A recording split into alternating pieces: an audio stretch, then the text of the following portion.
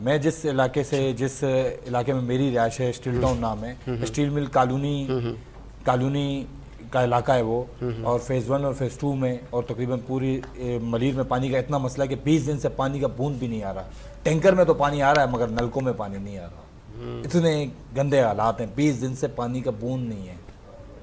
फिर आप ट्रैफिक के मामला देख लें, फिर उसके बाद आप रोडों की हालत देख लें, बिजली के मामला देख लें, बिजली के मसाइल देख लें। 18-18 घंटे बिजली नहीं होती, 18-18 घंटे बिजली नहीं होती। उसके अलावा आप टैंकर माफिया का रूज देख लें, हर दिन किसी न किसी घर पे लाश जा रही है। ठीक है, आप फिर उसके बाद आप देख लें कि चालान किया जा रहा है, चालान के नाम पर भत्ता लिया जा रहा है, लोगों को मजबूर लोगों को तंग किया जा रहा है, गरीब लोगों को दबाया जा रहा है।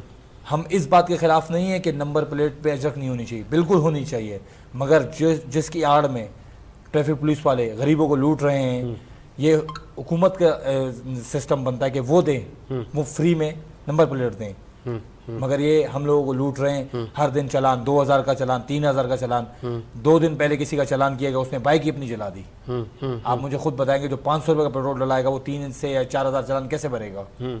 तो ये इतना जुल्म कराची के साथ किया जा रहा है। कराची के साथ तो हमेशा सौतेली माँ का सलूक किया गया है। कराची में पानी नहीं है, बूंद बूंद के लोग तरस गए।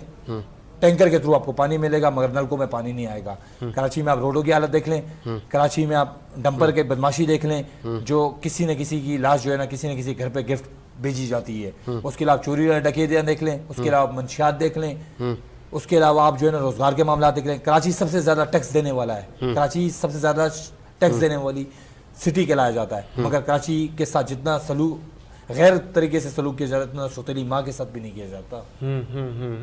चलें